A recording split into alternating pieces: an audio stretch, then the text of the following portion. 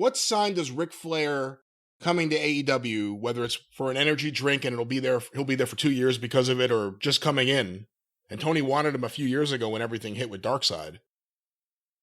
Is it worth him coming in right now to AEW, knowing the reaction some people are going to have, knowing the position the company's in right now? Again, you're bringing in another person, and again, Ric Flair's an all-time legend, but you're bringing in another same show, Big Show just came back. You keep bringing people back so that it doesn't mean anything when you bring people back. But is it worth having Ric Flair there right now?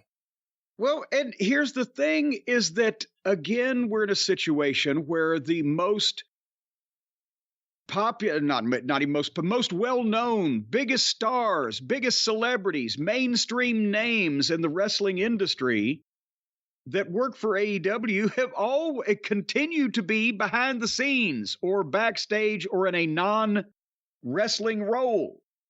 And I mean, it's hard for the young guys to get over when everybody sees these older guys as the big stars. And especially when the guys are too old to be able to work with these young guys and put them over. So then you start creating the dissension in the locker room where the young guys are going, well, geez, these guys, all they got to do is show up and plug their energy drink or do commentary, or don't even have to show up. They all get paid. And, we actually got to take bumps and get hurt.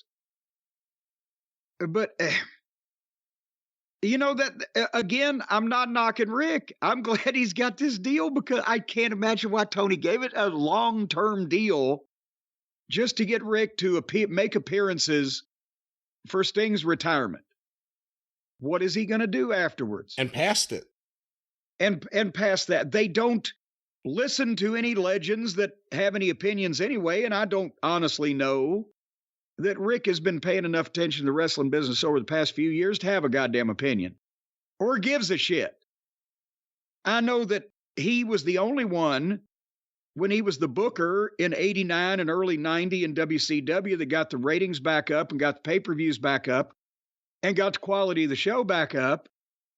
But that's when he was in the middle of it. And he, as we mentioned, he was the big picture guy that put things together and then had me and Kevin do the details, the paperwork. I don't think in 35 years he suddenly decided, I want to do all this shit by myself. I'll take over the book, Tony. So he can't and shouldn't wrestle. He overshadows anybody he manages or appears with unless it's like a Sting where they got the history. Andrade, his son-in-law. Oh, my God. Maybe because it's not like that anybody's going to really go crazy over Andrade, whatever his fucking name is, to begin with. And Lord knows somebody needs to talk for him. But still, that's the problem is it overshadows everybody because he's Ric Flair. But and they won't listen to him backstage because that's been proven with everybody else. So Rick's got a great deal. He'll do this until Sting retires, and then they'll probably not be able to think of a lot of shit, and he'll get to fucking stay home and open his mailbox and get a big check.